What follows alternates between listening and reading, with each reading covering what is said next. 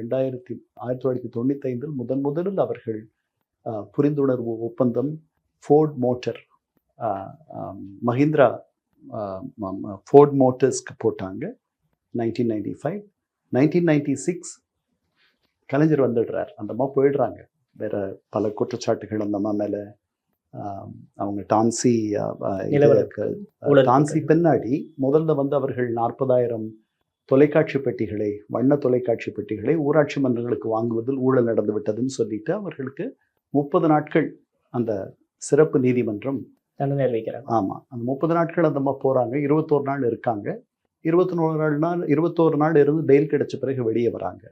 அந்த ஜெயலலிதாவையும் நாம் பார்த்தோம். அதாவது செல்வ செழிப்பிலும் ஒரு பட்டு மெத்தையிலும் படுத்து வளர்ந்த ஒரு தலைவி, ஒரு அம்மா. அவர்களால் ஒரு சாதாரண சிறையிலும் இருக்க முடியும்.